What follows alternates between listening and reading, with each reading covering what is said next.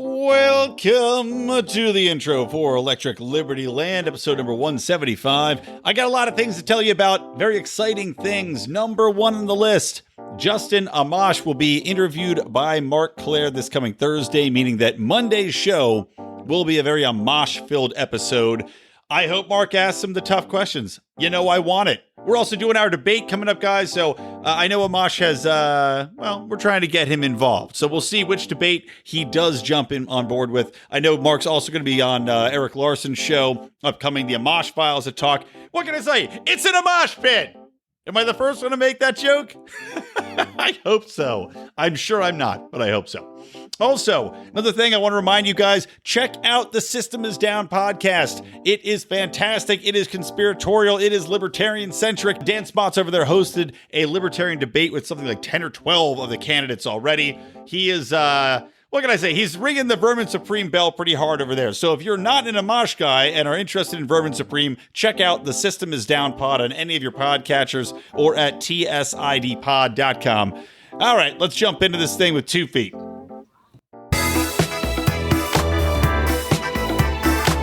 Welcome to Electric Libertyland, here on the Lions of Liberty podcast, your weekly shot of culture, comedy, and liberty with your host, Brian McWilliams. Yeah. Welcome to the show, everybody. This is Electric Libertyland 175. All the show notes for today's episode will be available over at I don't know why I said over that way. Probably a mental deficiency. Over at lionsofliberty.com /ELL 175. Now, I do have a special guest that is going to be on in just a minute. One Angela McArdle. Now, you guys may be familiar with her. She has been on Tom Wood's show. She was on a show with Dave Smith. She's been on really getting out there, getting around, slanging that liberty. And now I have deigned it time to welcome her onto my show. But before I get into that, I do want to just do a little bit of an aside, because you heard me talking about the System is Down podcast. I also want to promote our Patreon, where Dan Spots and I do our Rick and Morty reviews. And of course, Rick and Morty just came back on TV. I have called it in the past.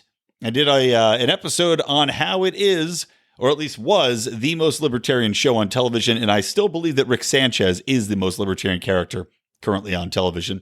So we do reviews of that, breaking down the episodes. I expose some things. I put a lot of deep thought into this and expose what I think is leftist propaganda versus inherent libertarianism that Dan Harmon and Justin Roiland do have. So anyway, check it on out. Go to patreon.com /Lions of Liberty. Get in there and get involved. Little as $2 a month to join the private Facebook group, and $5 gets you all of our audio content. And it goes up from there, and all the little dingy-ding doodles that you get, they also get attached. So go spend some money. Go spend some of that stimulus cash on us, would you? All right. Now, without further ado. All right. As I promised at the top of the show, I brought in a friend of mine here in Los Angeles, the chair of the Los Angeles Libertarian Party, Angela McArdle. Angela, welcome. Your debut on Electric Libertyland. How you doing? Hey, I'm doing great. Thanks for having me on. Well, I had to. I mean, now you're slumming it after going on Tom Woods and all these other programs. I mean, I'm insulted, frankly, that just with our friendship, you didn't say, Brian, I'm going to go on Tom Woods. I need to come on your show first so that Tom Woods is getting the sloppy seconds and not the other way around. I wanted to lower myself. I need to humble myself. That's true. And I'm going to do that with your show. Excellent. Thank you. Well, I was going to say you need to be taken down a notch. I was going to come pipe you in the knees like Nancy Kerrigan at the next Libertarian convention or event, whenever those might happen, since the LNC now is what? Do you even know? Like, I think I got an email saying that they canceled all the reservations and now maybe it's in July at a location TBD, right? Oh, I am following it like a dog following a bitch in heat. Yeah. And it hasn't... There's nothing yet, but we're going to know in less than a week. It was canceled. Yeah. And as far as we know, that's because we weren't sure that we would actually be able to have it happen in Texas because of their social distancing policies and whether or not the hotel was going to be able to accommodate. That may not ultimately be true, but that's what I know. It feels like, considering what's going on, like Texas is still, I know, well, at least Austin is still pretty much locked down. So it's like, I almost want them to look to other places, like, let's do it in Georgia, let's do it in Florida, where the WWE is still wrestling. Like, I'd rather than just like take those, like, let's go to Tampa Bay, strip club capital of the world, very libertarian. So, make these other moves so we're not stuck in the mud and in limbo. Because I know we just canceled our Airbnb. And of course, we couldn't get all the refund back, so we got like half of it back. So maybe we'll go and rebook it later. I don't know. It's aggravating. I almost at this point I wanted them to just cancel it and just say, "Look, vote online." No, we are fighting against that. Yeah. It'll probably be held in Vegas because they're probably going to be able to accommodate us. Yeah, even better. Close for you and I. Yeah. Strippers, hookers, drugs, all the all the libertarian bingo card checkoffs, they got them all. Well, we'll see, because I'm looking forward to that, obviously, as a delegate. I actually got a call from Jim Gray and talked to him, which was nice. I'm sure you probably have spoken to him as well. Very nice man. I liked him. I like his position on the drug war. I'm still exploring some other things. And I know Vermin Supreme, I think, is due to call me soon. But I didn't bring you on today to talk about these rudimentary libertarian convention politics and policies. I brought you on because you were able to go to the protest here in Los Angeles, the Reopen Los Angeles, Reopen America protest, which I also wanted to go to. And my wife sternly told me I was not able to, which, maybe she's violating my personal space and my rights, but, happy wife, happy life. So I catered to her whims and did not go to this protest for the sake of my baby child. Which is not my wife, my literal baby child. So I wanted to talk to you and find out what went on, how many people were there. And I want to hear about the potential counter protest, because as I sent you a link to, I thought one of the funniest things in the world, a counter protest from people under the banner of Refuse Fascism. So were they there? And tell me everything. Okay, let's start at the beginning. So I got on board fairly early as a co-organizer, which was great because then I was able to get picked up by the media. Yeah. So I got to talk about it on Wednesday on Spectrum One News with Alex Cohen, and that spread the word. And in my opinion, it legitimized it too, because I was able to refute a lot of the Trumpy talking points and that narrative. Yeah. So we got there, and honestly, there were only, I don't know, maybe 3 Trump flags. There were plenty of people that had small Trump campaign signs, but their signs were so small, and we made about 30 libertarian and just like apolitical signs in advance that we were able to really effectively drown it out. That's awesome. Yeah, and I saw that when you were posting in Facebook and the messaging there, I thought it was a very smart move, because you definitely do not want to be lumped in as far as Trump, because then you will immediately get discounted. People, like you said, tune you out, be like, these nutballs, rather than people that are concentrating on what's best for the overall populace. What is happening to the civil liberties, and I mean, you look at places like, well, we'll get to Michigan later. Sorry, keep going. Sure. Keep telling the tale. So we set up, as I warned everyone in advance, and I got about 100 inquiries about this thing, by the way, especially after being on the news. It was really beneficial. I got about 100 inquiries, and I told everyone we were going to set up under the trees, not directly in front of the courthouse. So we had our libertarian banner there. I had a cart full of economics literature, Kokesh's Freedom Book, free posters. Half of them said libertarian, half did not. They were just like Reopen Los Angeles, Reopen California. 72 buttons that a good friend worked literally all day stamping, with libertarian slogans and hashtags. They couldn't get to 100, lazy ass. Come on, stamp faster. I ran out of materials, so I should be in charge of the Liberty Factory, but I'm what you got. So I would say, we got there about 11 o'clock. We were one of the first 3 people there. And by 11:30, hordes of people poured in. And by 12:30, I would say we had about 700 people. It was fantastic. Wow. I would have never have thought that many people would have come out. I was saying, in my brain, I was like, okay, this is Los Angeles. The majority of people here are just absolute far left hacks, or they're going to be people that are going to be more of the lower income level that are going to be striking for get rid of rent rather than coming out for Reopen America. But clearly, I was wrong. I thought they would top at about 200. So what was the makeup of the crowd? It was mostly people with American flag gear, Reopen America. I would say that most of them, more than half, were Republicans. Mm-hmm. But we didn't have Republican garb all over everyone. It was just mostly Americana. Mm-hmm. I could just tell because they were all rolling with the few people who had Trump signs. Yeah. But we also had a really good libertarian contingent. I'd say maybe 100 of the people there were probably libertarian, small L Liberty people, RLC people, because I'd contacted so many of them. Yeah. And we also had people with signs that said Democrats against Newsom and signs that said, I'm an illegal immigrant. I need a job. I can't get unemployment. A lot of that too. So it was a mixed bag. And then of course, we had one woman standing on a cement platform screaming Wu-Tang through a megaphone. Well, I can't argue with that. I love the Wu-Tang Clan as well. Now, I was going to ask, my follow-up question was going to be how many people, and then what was the racial makeup, because the way the media, of course, is going to try to spin this, and the way Newsom would spin it, and LA, you can just see the writing on the wall is this is only angry white people coming out. The angry white man, even though you, of course, are an angry white woman. But what was the racial breakdown here? If you had to take a glance.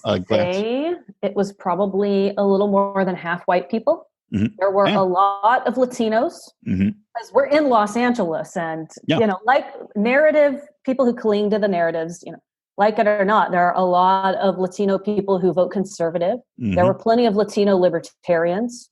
There were Asian people there. There were definitely a handful of African American people. It was not just all white people. Oh, you know what else was really interesting is there were people with children, families there. Mm-hmm. So that was really interesting to see kids saying, I want to go to school. Kids who were telling me it was their first protest. I interacted with as many people as I could to get really short, like, what's your story? Yeah. And try to tell people I'm with the Libertarian Party. We officially support this protest. So it was a really mixed bag. Yeah, what would you say the response was to that? I mean, was it a good fertile ground for recruiting people to our ideas, would you say? I mean, because that's another thing I want to ask you while we're talking about this. And then we'll get into some of the wacky stories from around the nation. But for me, I looked at this at first and I go, okay, you've got half the people who are going to say, no matter what, I'm scared. The media has conned me into believing that this is the one way to go and government authority is the absolute answer to everything. And I'm also getting paid better to sit on my ass because a lot of people are getting that extra money from the federal government on top of unemployment. And it's actually paying worse to go back to work. So you got that contingent. But I'm starting to see more and more people actually come around and say, this is insane. For the government to do this, to rack this up, to tell us we can't go out, to close the bars, that we have to wear masks constantly. Like, I'm actually having friends of mine that were not libertarian that I've had arguments about coming over to our side, and they're not doing it slowly. They're doing it very quickly and in mass. So, I mean, are you seeing a little bit more of that from your friends and, and the feedback from this event? Oh, yeah. I have had friends. I haven't had any friends who were rabidly opposed to it come over, but friends who were sort of on the fence, who were definitely abiding by all of the rules, they're starting to come over because it's sort of, everyone is different. Everyone has different reasons. What I'm seeing is people are just financially getting screwed over because not everyone is getting more money from unemployment. Not everyone got their stimulus check. I know I haven't. I mean, we live in Los Angeles. The cost of living here, like if you're making $100,000 a year, you are solidly middle class. I mean, you're not even upper middle class. No. You're middle class. And I know my wife and I, we're getting, I think we are getting something. I don't know. I think we're getting it on Wednesday. I actually figured it out. I registered. I was like, all right, if you're giving out money, I'm not going to not take it. Give me my tax money back. So I know we're getting something. I'm not sure what it is, but it's not the full amount by any means.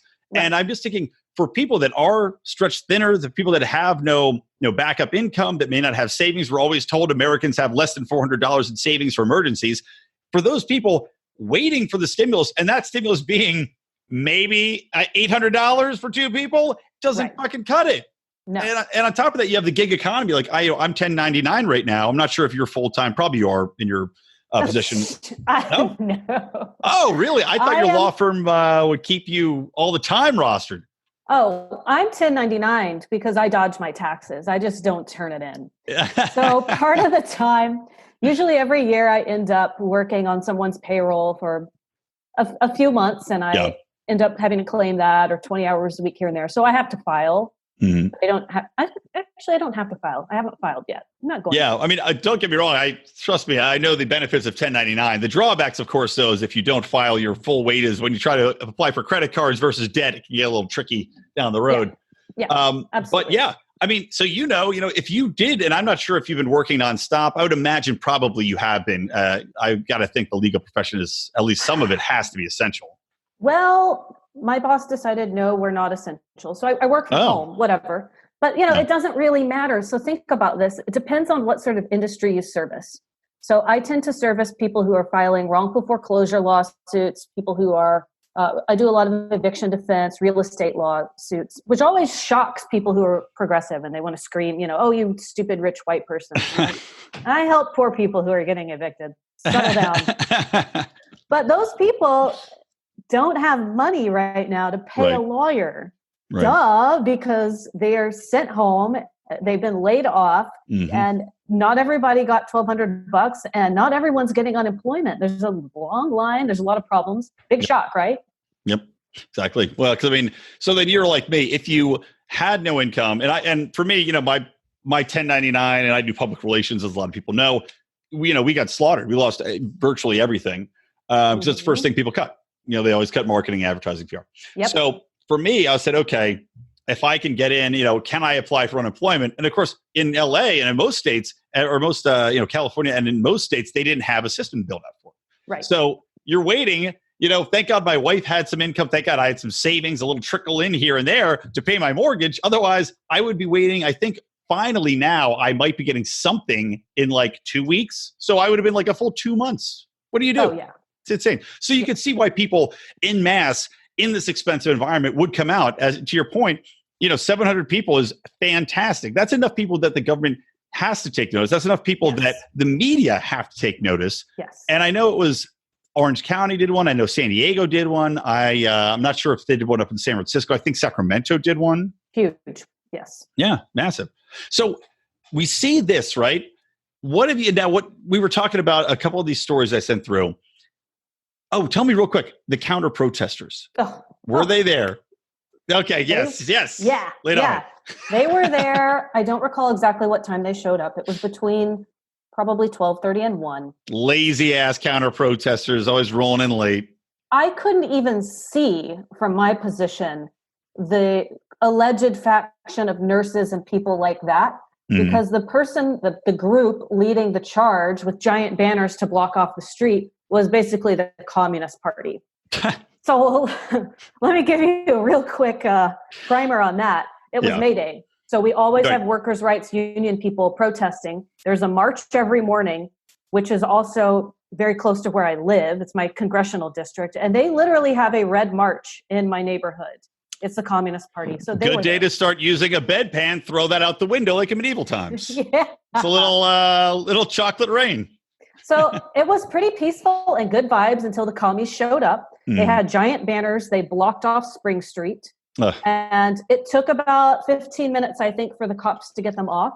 As far as I could see from where I was standing, there wasn't a single arrest. All right, well, that's good at least. I mean, even the commies, I don't root for the police to take too much action. Right. And it's interesting to see. Oh, go ahead. Well, once they cleared them off, there was definitely police tension. And then the cops marched into the street with not full riot gear, but face shields, zip tie cuffs, fire extinguishers. So it really sucked the air out of the room. Yeah. But within about 20, 30 minutes, we had sort of recovered. The cops stayed there. I didn't see Antifa or communists or nurses or anybody fighting the police. They seemed to just disperse. Yeah. I just thought it was so hilarious that a anti-fascism organization, which is probably somewhat tied into Antifa, of all the things you could be protesting, it's people trying to go out and work, people that are being cordoned by their government and forced to stay home, which is fascism. I mean, it's no way around it. This, where the government oversteps civil rights and liberties, suspends the economy, closes down your business, and forces you to stay at home. I don't know what else you think it is, but it's just like when the Antifa people came out against Trump and wanted to, or they marched to take away the guns, and it's like none of these things make ideological sense. If anything, it's like an exercise in irony and hypocrisy. It's like something out of a Saturday Night Live sketch. Actually, not even that clever. Maybe a Kids in the Hall sketch before they all went insanely left wing. And the Kids in the Hall's coming back, by the way. Interesting to see what they do. Oh, that's pretty cool. Well, and it shows that these people have no historical knowledge of their own ideology, because and they'll say, you don't know anything about communism, and I'm like, bro, settle down. I have read more than half of Marx's literature and his letters, and he's repeatedly said, like, don't get disarmed, because that's what you need for revolution is your gun. Yeah, exactly. Did anybody there have guns? Did anybody try to carry? I mean, I know you can get a concealed carry permit in Los Angeles. I don't know. I'm actually not sure. You might probably know better than I do. I don't know if you can open carry at all here, or if you'll get arrested on the spot.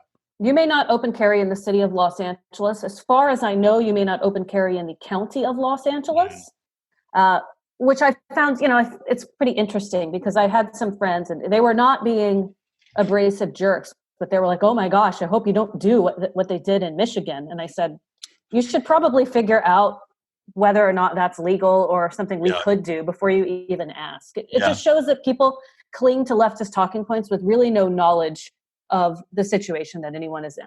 Yeah. I'll worry that if people did try to bring guns, that it would just be an excuse for Newsom to try to lock things down and further suspend ammo sales and gun sales.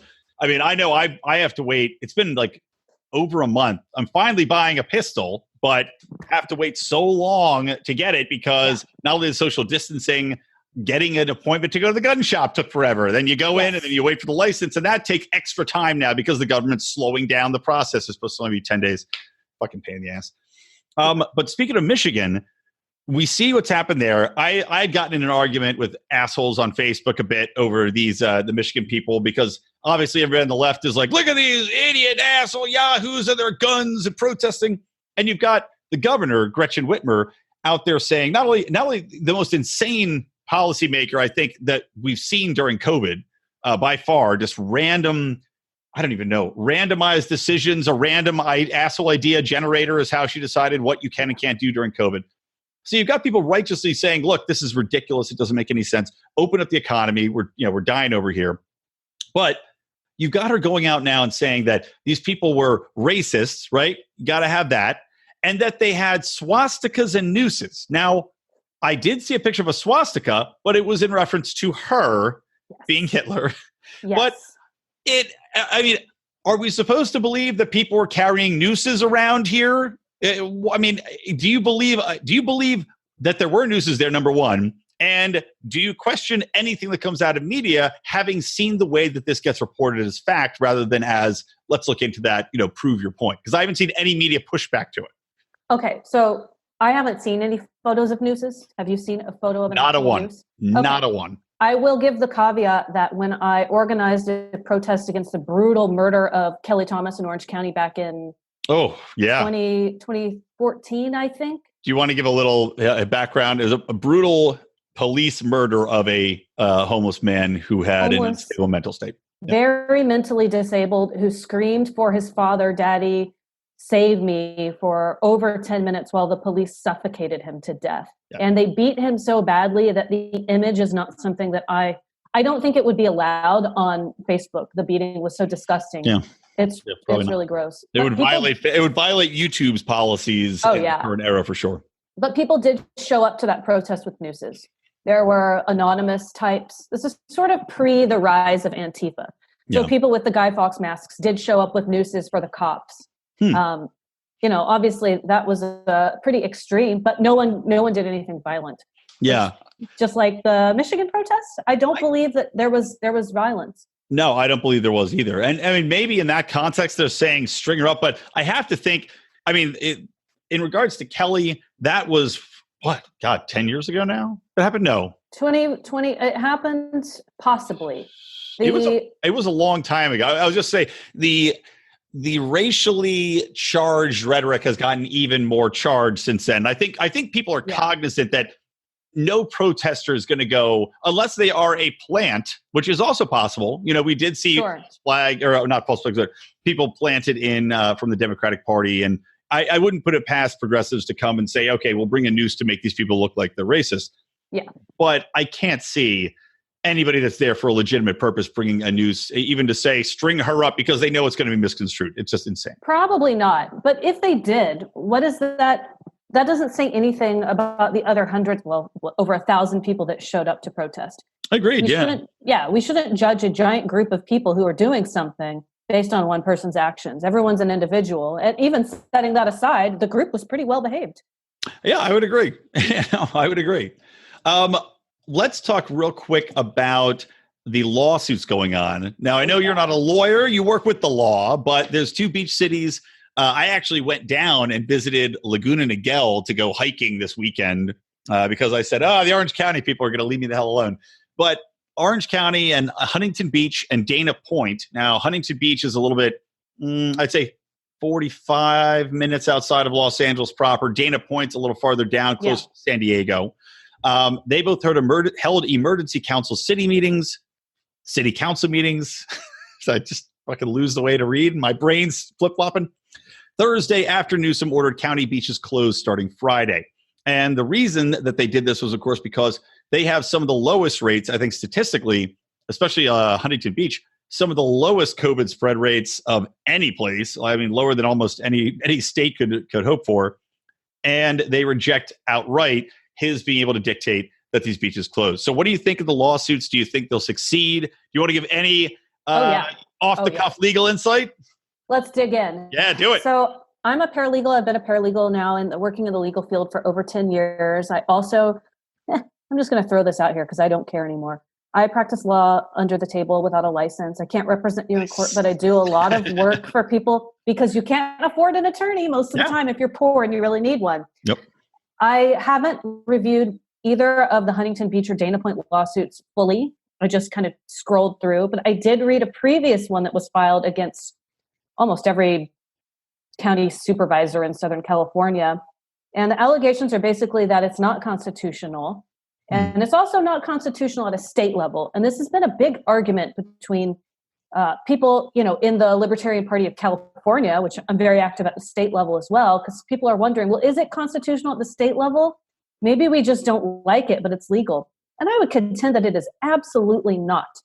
Because there are provisions. I'm not going to start spouting off civil code. I actually would like to hear it. I think it's a good etiquette. I mean, if you know it, you don't have to. I'd have to put you on the spot. If you know it and you can give us tidbits, I say welcome it because I'm not a state legislation scholar in any way, and I'd actually like to hear it so that I have better arguments. I don't have the case law or the civil code pulled up right in front of me, and I don't have it memorized yet. Gist. Give me the gist. The gist is... Let's go to the gist mill. Let's do the gist. And this has also been mirrored at the federal level in a few other cases. I don't believe there's anything recent. But the gist is that the governor has the power to suspend certain rights and things when there's an emergency, so a viral epidemic. We could even look back to other similar asterisks. Similar situations in the past, and it's for safety, but he's got to do it in the most minimally invasive way possible. And the arguments that are being made, some of them, are that this was not done in the most minimal amount possible. This was extreme, and there's no data to back it up, and it's harming people, and it's over the top. So in the legal field, you're allowed to do what's called plead alternate theories of recovery. So you can make multiple arguments. They all get sorted out at the end, what the truth is, by a jury. But you can say, this is unconstitutional at the state level because X. And it hurt people. So that would also make it unconstitutional. And it did this. And it's a breach of contract. And it doesn't say that the governor can do blah, blah, blah. You really go into the weeds. So I believe that there are multiple arguments in the lawsuits and that they absolutely have merit. The challenge will be once it goes before circuit courts, because most judges, not all, most judges are going to lean left, and they're going to be what are called activist judges. They're not going to rule by the book. They're going to do what their heart tells them to do. So good luck to Orange County. They have less activisty judges on their appellate level. And so I hope, that it works out. They stand a better chance than we do in LA. Yeah. All right. Thank you very much. Good information. And have you gone out? Have you violated any of the local curfews, or not the local laws about wearing masks and not going into parks? Have you said screw it and thrown caution to the wind as I have? left and right. I spend a lot of time, I spend a lot of time in Newport Beach. Okay, yep. That's where my significant other lives. I was going to ask you about finding a good libertarian man because I see your Facebook status updates. Always churning and burning, Angela. I know. No, not me. No, I sunk my claws in.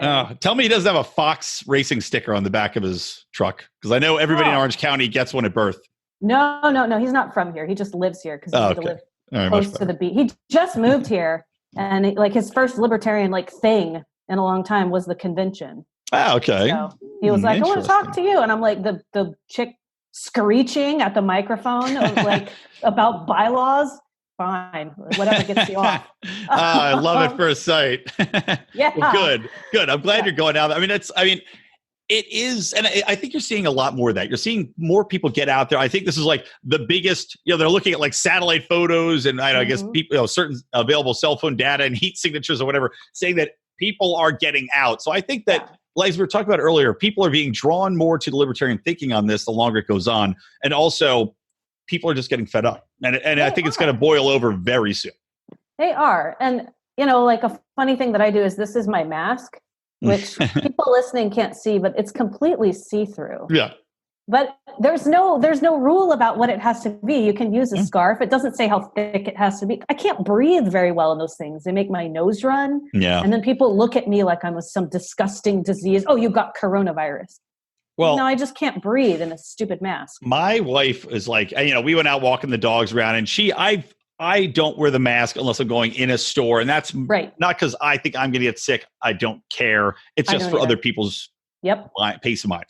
But we're going walking the dogs and we're running, jogging in this greenbelt area around us. She's got the full mask on and it's thick. It's like a triple ply. And it's just she's just breathing her own gross breath in jogging. I'm like, I can't do it. Disgusting. So disgusting. Breathe. Yeah. And look at this perfect transition. What else is disgusting is, just to wrap us back up to the general topic, these mayors, these governors threatening people with jail, threatening to lock them up. And also, I don't know if you had a chance to watch the video I sent you in New York City, but an NYPD officer, basically, somebody was violating quote unquote social distancing. The guy tackles him in a crosswalk, holds him down, and just is kind of beating the crap out of him. Insane. And it's, if we're standing too close to somebody, have we violated the laws of the police? And sting and don't stand so close to me? None of it makes any sense. Cops at the LA protest didn't wear masks. They certainly didn't social distance. They were just like sardines in a can. Yeah. Chit-chatting. Yeah. It's ridiculous.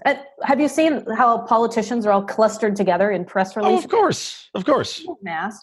Ooh, camera time. Ooh, exciting. Well, it's even the people that were counter-protesting, right? I'm sure they were wearing masks, but at the same time, they're saying that they're risking their lives, right? I remember reading this. They said they were risking their lives to come and counter-protest for the good of humanity. I'm sure they were all young and stupid, as most counter-protesters, this type of thing are. That means they were in zero danger. Unless they all had diabetes, unless they all had some sort of ancillary breathing problem, they were not in danger. They were risking nothing. They're risking other people's lives by getting in the way of opening up the economy. It is peak idiocy. And all of the violent police action, just like the guy in, was it San Jose, who was arrested for paddleboarding. Paddleboarding, yeah. Right? By himself, with no one close by. It just shows that police and governments are taking this as an opportunity for a power grab. Yeah. I would love things to go back to normal. It makes me appreciate what I thought I was fighting for freedom for and before all of this crap happened, but I see now that it's going to be a real fight to even just get back to that because the government is so excited about this opportunity they have to keep their boot on our neck. Oh, of course. And it's just like the war on terror or any other quote. There's a reason they're calling this a war, and it's because a war can be open-ended, especially when you don't have a defined enemy. We're fighting a virus that we can't see. We have to trust the modifications. We have to trust the tracking apps. We have to trust Big Daddy government to tell us when it's okay. This is an open-ended war. If there was ever an open-ended war, this is it. So, like you said, there's no reason for the government to give up any power. They're clearly, it was supposed to flatten the curve, right? That was the intent of this. The curve's been flattened. The hospitals are perfectly fine. So why are we not walking around? Yeah, they're empty. Why are we not walking around? Yeah, because now this is even better for the government than the war on terror, because the invisible enemy isn't abroad. It's right here, and it floats among us. Mm-hmm. And it gets in us. It gets in us, too. So it's, It's going to be like ghosts. The next enemy is going to be ghosts. If they're among us, they get inside you, they take control of you. Watch out. Oh my gosh. I'll give you legal updates about how that can play out too. Believe it or not. People do sue over ghosts. That's good to know. Yeah. Another time. I might seek your advice on that soon. Yeah. All right. Anything? What else? Any final thoughts? Like I said, we're gonna do about a half hour. Then I'll do breaking news stuff on my own some tomorrow before the show airs. But any other final thoughts on this, and also anything you want to talk about upcoming that you want to promote either here in Los Angeles or that you're doing personally? Yeah, I just want to remind people to go out, and even if you don't want to be as bold as just, trespassing on the beach like I do, do what you can, do what you're comfortable with. Because even incremental approaches, as long as you're pushing the Overton window in the direction of freedom, it's really helpful. Mm-hmm. And I am planning some sort of protest for Memorial Day weekend. I don't know what day yet, but I'm going to decide that really soon. If you're interested in actual liberty activism, the Los Angeles County Party we have passed a resolution condemning it. We passed a motion saying that we supported the protest. We're making things happen. I'm working on a proposal to take before the city about trying to give small businesses tax breaks during this. Check us out, lplac.us. There you go. Last question. Justin Amash coming in the race. What do you think? Oh, man. I really like Justin Amash's track record. I'm not excited right now based on his interviews and some of the stuff that he's saying in his social media and the emails that he's sending out. It's kind of milquetoast, and it's a little Gary Johnson-ish. How's that? All right, there you go. It's from Angela McArdle. All right, Angela, thank you so much. The chair of the Los Angeles Libertarian Party. I loved having you on the show. I apologize it's taken so long. No worries. Thanks for having me. All right, talk soon. Hey, let's just take a quick pause here in the show so I can ask you a little something. Who do you love? What do you love? Are they people? Because I have a podcast to share with you. It is from a longtime friend and Lions of Liberty fan, supporter on Patreon, a TV producer and a filmmaker who has a podcast called People We Love, the one and only Adam Choate. You guys have probably seen him active in our forum and also around. If you come to any of our events in Los Angeles, Adam is always a staple at those events. So with the People We Love podcast, Adam, he's got to have these fun and loose conversations with people from all walks of life. A lot of the time it's stand-up comedians who, talking stand-up comics is great. That's why you guys tune into this show. Listen to me, yipping and yapping. But he also talks about other people in the entertainment business in Los Angeles where he resides. But what makes this more of a unique show is, not only do you hear fascinating and revealing stories about the lives and careers, but also Adam asks that each of his guests highlight someone that they love, someone who inspires and influenced them. So, everybody's talking about things from their moms, their dads, their mentors, friends, comics they grow up, and other public figures who were inspirational. And even though it's mostly comedians, Adam's also had on professional athletes, musicians, reformed ex-convicts like our own John Odermatt, and even members of his own family. I'm sure those are labeled and you could probably avoid them. Just like when I had my dad on this show. Anyway, check it out at People We Love Podcast on Instagram and peoplewelovepodcast.com. Check them out. Subscribe everywhere, iTunes, Stitcher, all that good stuff. Check them out.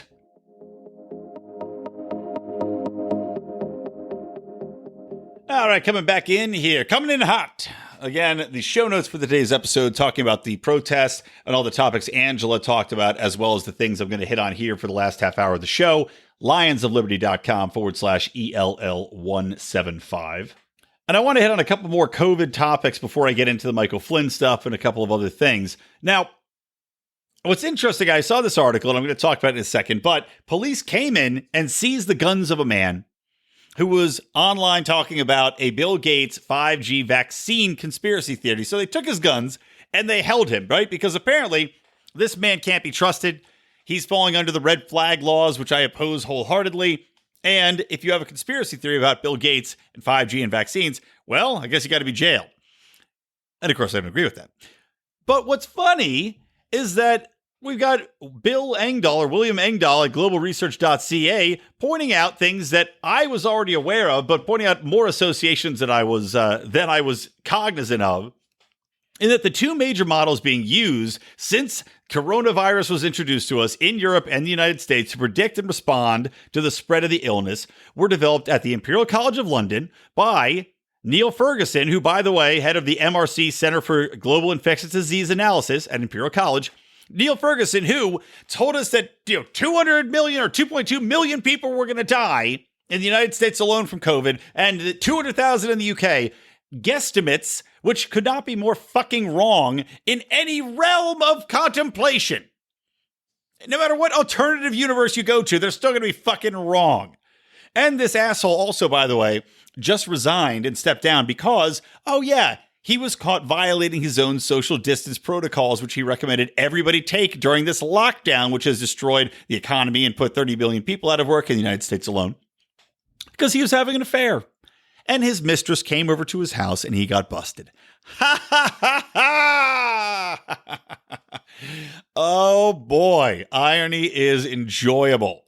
And that is some fucking delicious irony. So anyway, this asshole over at the Center for the Global Infectious Disease Analysis, in conjunction with another organization, which is the University of Washington, and their health metrics, the University of Washington Institute for Health Metrics and Evaluation, right? Both of these are relied upon by quote unquote, or as quote unquote experts in their field to tell the politicians what to do. Politicians who are notoriously stupid and ignorant in every possible manner and tend not to know jack shit about anything, especially economics, and not to be expected that they're experts in pandemics either. But at the same time, these experts have been giving us shockingly, staggeringly wrong numbers, and they happen to be in a position to draw billions and billions of dollars in funding from politicians responding stupidly to these scare tactics rolled out. And this, by the way, both of these organizations have a notorious reputation for overstating how bad pandemics will be. They did it with SARS, they did it with H1N1, they did it with everything out there. They always say it's going to be gloom and doom, the end of the world, and then it turns out that, just like with this one, it's not. But unlike with every other pandemic that they've warned us about and tried to take these draconian measures, this time around, the government actually followed suit. So anyway, the interesting thing linking these two organizations is that they are both funded by, Bill Gates and Melinda Gates. Yes, they're both funded by the Bill and Melinda Gates Foundation, and both stand to benefit greatly by virtue of millions and billions of dollars in investment, in vaccine purchases, etc., from governments as this pandemic spreads.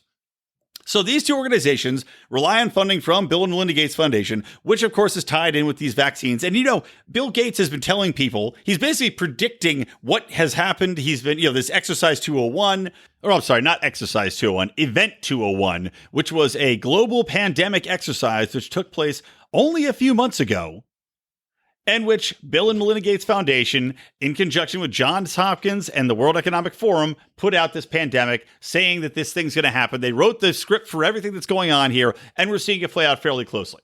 Now, Bill Gates, of course, is also advocating for people to have the mandatory vaccinations, to have chips put in your hand that can track if you've been vaccinated or not, to have vaccine passports. All of these insane technocratic measures that government seems far more open to going along with than you would hope that they would, and which everyday citizens are rightly questioning and should be terrified of. But isn't it a fantastic coincidence that these two organizations in the UK and in the United States both put out wildly inaccurate claims and wildly inaccurate models projecting that we're going to have some sort of massive society-ending circumstances take place when they both stand to benefit majorly by government spending, by investment in the Bill and Melinda Gates Foundation, which they then pass through to these two organizations. I mean, incentive's a hell of a thing, is it not?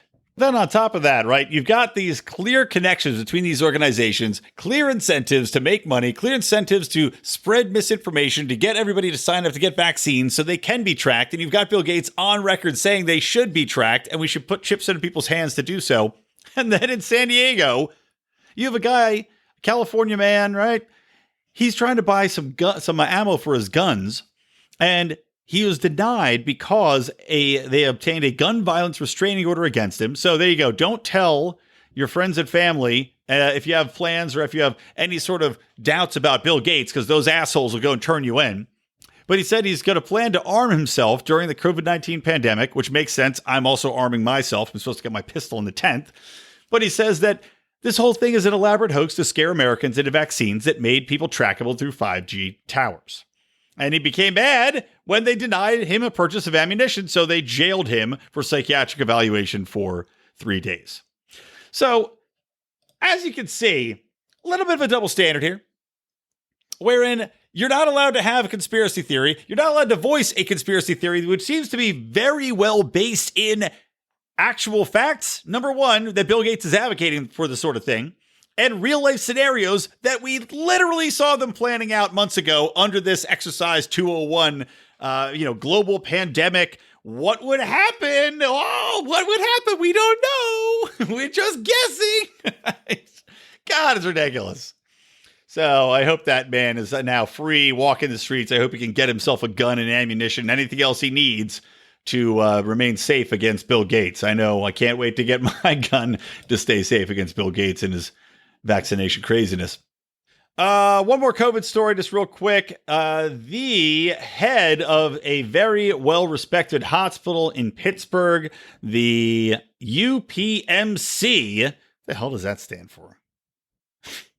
What an annoying story on Pennsylvania Live. UPMC, I think that means University of Pittsburgh Medical Center.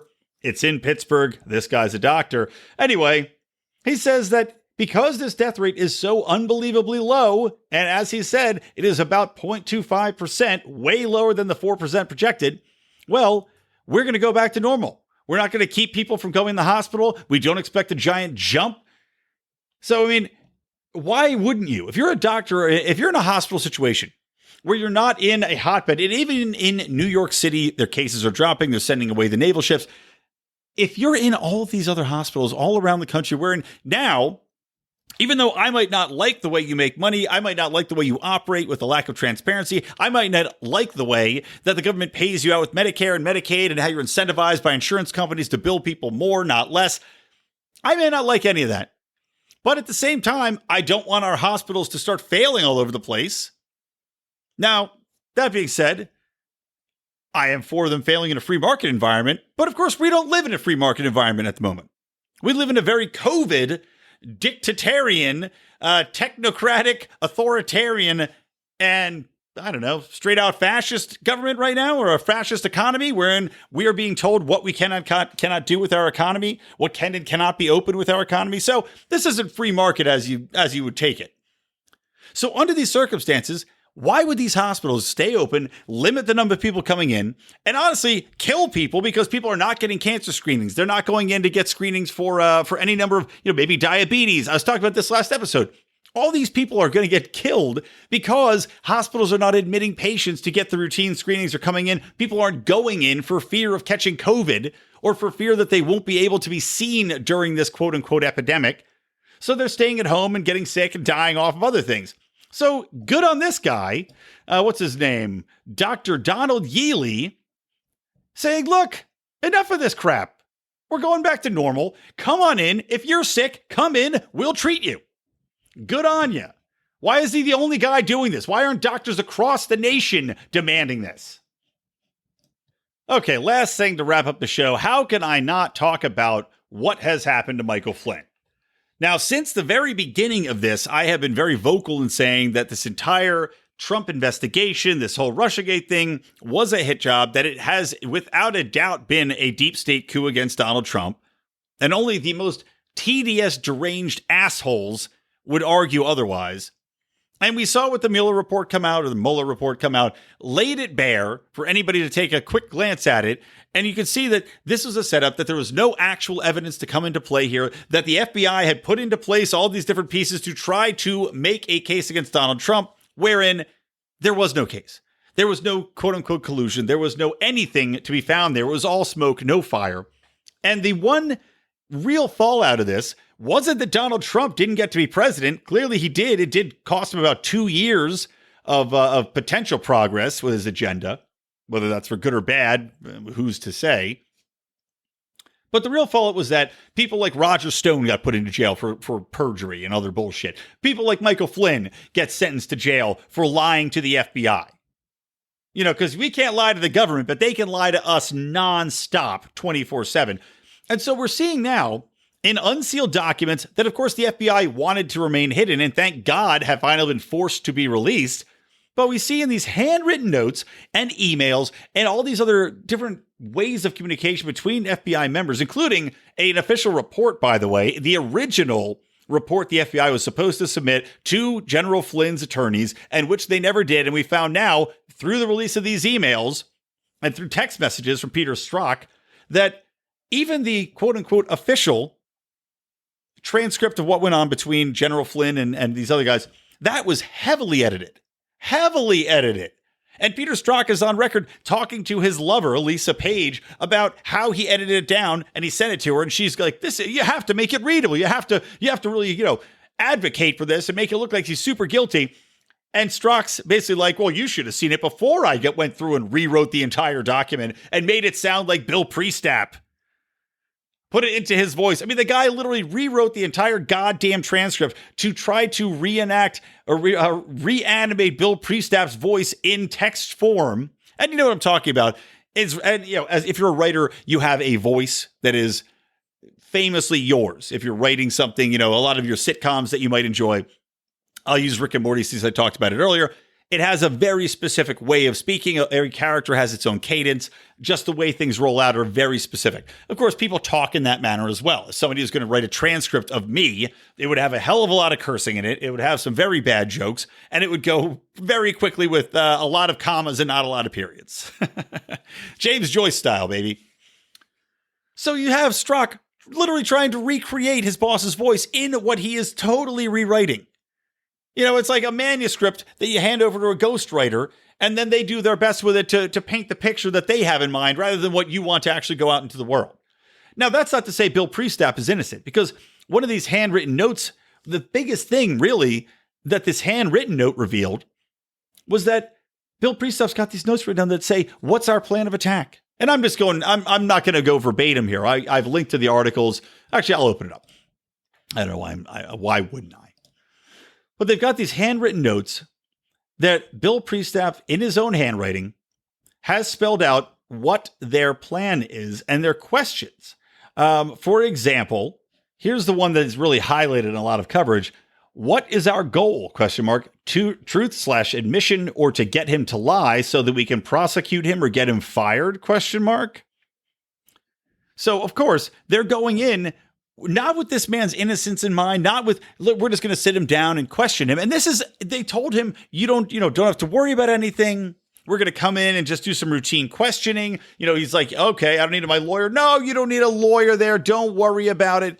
Then they get in there, desperately try to get him to contradict himself, which he did by misremembering, not even outwardly lying. And the two FBI agents that went in there to actually question him in the initial session went in. They questioned him. They said, "Nah, we don't think he was lying." But then they go in, try to get him to flub up, try to get him to misremember, which he did. They try to use the Logan Act on him, which is a absolute joke. I mean, it's like you're seeing these things play out with such an obvious agenda to get after Trump and to get after anybody associated with Trump, and to keep it obfuscated from the general public, from the president, from the media, from anybody that might want to question what's going on here or what this agenda might be. And, they even mention in some of these emails, well, we have to protect the institution. Now, the institution doesn't mean the presidency. It doesn't mean the United States. They are specifically talking about the FBI. So they want to make sure that they do this dirty work to try to fuck this guy over. And they want to protect the image of the FBI because God knows our media, our politicians bend over backwards to kiss the ass of the FBI. And maybe that's because they've got a million ways to get back at you. I think Schumer said it or Schiff said it in regards to the deep state. Maybe that's why they're kissing ass, but we're seeing this quote unquote institution for what it really is, which is a complete sham. A biased political machine that works regardless of what politicians, what elected representatives, what the will of the people might be, on its own agenda and on its own whims, and only gives a shit about controlling the narrative, getting its goals done internally and making sure that the general public still views it as this bastion of good and truth and, all the fine, hard-working men and women out there, even though it's full of liars, shills, and fucking thieves. And not only this, but we also see during these transcripts, it comes out that Flynn never wanted to plead guilty. What ended up happening was that agents threatened to throw his son in jail and threatened to dig something up on him. And that's why he said, okay, fine, I'll admit to it. And take this, take the plea for perjury or whatever it might have been. So these scumbags not only lie, cheat, and coerce him into basically, so they set a perjury trap for him. But after the perjury trap fails to really get the job done, then they threaten his family. That's your FBI. This is who we're supposed to pretend is looking out for the best interests of the country. I want to see McCabe. I want to see Comey. I want to see Strzok. I want to see all these people thrown into jail. It'll never happen. I know William Barr is probably going to look into it. I hope that there at least are trials. But we'll probably see a slap on the wrist. We'll probably see these assholes sent off to a white-collar prison for 2 weeks. Home arrest, full pension, home arrest. You can still be on CNN from your couch on Zoom calls. Justice is not for the outsiders that are not part of the deep state. Only the deep state gets the true justice of being able to do whatever it wants and be able to go out, break social quarantines, go to the beach, go into Costco and not have to wait in line. So just absolutely amazing. So I'm excited to see more of this come out. And I have to think that once this, there's got to be a trove of stuff they're going through. And every day it seems like more is leaking out. So I'm excited to see the damage done to the FBI's reputation. I'm excited to see General Flynn get some justice. And again, I don't know what he's done in his past, but I just know in this instance, the man was wronged. He needs to have justice. He needs to be repaid for all of his fees, which of course the FBI is just paid for our tax dollars. That's the thing that really rubs you too, right? These fucking bastards go in, screw this guy over. He spends hundreds of thousands of dollars on lawyers and defense and everything else. They wrongly persecute him in this perjury trap. And now what's going to happen? Oh yeah, all his hundreds of thousands of dollars in lawyer fees are going to be repaid from the taxpayers. All of the millions of dollars he'll probably get on top of that, at least he should try to get it in a civil suit to try to get some money for the time and pain and emotional trauma and jail that he's endured. That's coming out of our pockets. These FBI guys really stuck it to us. On top of that, watch, at the end of the day, we're going to have $4 trillion in new debt from people paying out with stimulus payments. And on top of that, add on a few million for General Flynn for what the FBI did to him. Just fantastic. Add on to that debt, man. Let's see. Last things last. You actually had a Hillary Clinton campaign staffer, fairly high up, call them out for the absolute hypocrisy on supporting Joe Biden through all this, despite the allegations. Very entertaining to see the party turn on itself.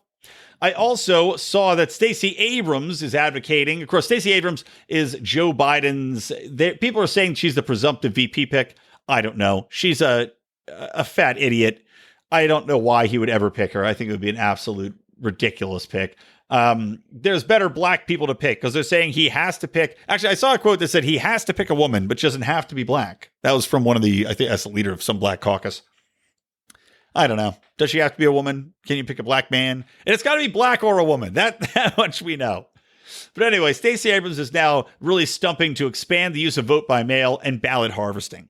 I've talked about ballot harvesting on the show before. It is absolutely one of the greatest threats to the voting process. If we're supposed to believe in democracy, which of course I don't, but it is our current system of getting things done, despite the fact that we are a republic.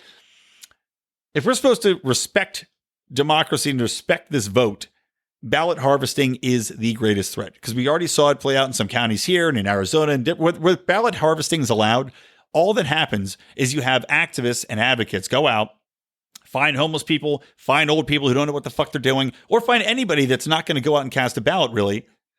Fill out a ballot with them, get their signature, and then they can either go back, put in a false one once they have their information, social security card, all that other shit that you need to fill out for your ballot application. I don't know. I've never mailed in a ballot, so I'm not sure exactly what you need. It's probably a very low standard if the Democrats have their way. But you go to these people, you tell them you're filling out the ballot, you talk them into voting for your candidate, or if not, if you don't like what they voted for, you just throw it in the fucking trash. I mean, are we really supposed to believe that the people going door to door specifically because they want to turn X, Y, and Z blue or maintain a blue control or a red control are really just, they're in their heart of hearts, they're the most honest people in the world and they're not going to toss out the ballots that go against them? It's the most fucking naive thing I've ever heard in my entire life. So absolutely not. No to ballot harvesting. No to vote by mail. No to any of this. And then last thing, the Pulitzer Prize just lowered its own standards again by giving a New York Times essayist a Pulitzer Prize, which falsely claimed that the American Revolution was fought to preserve slavery, saying that some of the people were in there to, some of the people I'm sure were there to preserve slavery, but the American Revolution was not fought primarily to protect slavery, as this woman, Nicole Hannah Jones, claims in an essay titled "Our Democracy's Founding Ideals Were False When They Were Written. Black Americans Have Fought to Make Them True." That's the name of the essay. It's a fucking idiotic essay. Of course, this was part of the Times' controversial 1619 project, which has been ass-kissed by your progressives on the left, but picked apart by historical scholars quite severely. This essay specifically had some basic facts wrong, including an incorrect date on the Declaration of Independence. She says it was signed on July 4th. Of course, that is not true at all. But she conveniently leaves out the real reasons for fighting the Revolutionary War and says that it was solely because they wanted to protect the institution of slavery. This is, I mean, literally, this has been attacked by every single historian. It is pure fiction. Maybe they were, like I said, a small cadre of people that were inspired to fight the Revolutionary War because they wanted to keep slavery, but that in no way was the leading cause. So historians are up in arms. The Pulitzer Prize Committee is an absolute joke, leftist ass-kissing institution, which I have zero respect for, and neither should you. All right, I think that'll do it for today, huh? Okay. So, guys, reminder, listen to all of our shows here on Lions of Liberty, the best variety show libertarian podcast in the known galaxy. Mark Claire on Mondays. As I said, Justin Amash will be on his Monday show, so make sure to tune into that, the flagship Lions of Liberty show. I'm here every Wednesday, making things entertaining, having a great time with all of you. And I want to thank again Angela McArdle for visiting with me today and for going out there fighting the good fight. She is awesome. If you have a chance to meet her and interact with her, I know she's going to be at the LNC. If you have a chance to come into the California events or Los Angeles events, make sure that you do say hi to her. She's just awesome. And then, of course, John Odermatt on Fridays with Felony Friday. He's going to be getting into the Duncan Lemp story with Howie Snowden's going to be on the show. As a couple other people from the Lions, I think, are going to jump on that as well. I wish I could. I don't think I'm going to have the time. But tune in. This is an insane story. We've been meaning to get around to it and finally are. But this is a man who was literally murdered by police in his sleep. And we are finally going to talk about it as many people have wanted us to do. So make sure to tune in to John Odermatt and Felony Fridays this Friday to hear that. Otherwise, that's going to wrap it up, guys. So from me, Brian McWilliams, from the Lions of Liberty and from Electric Libertyland, always stay plugged into Liberty.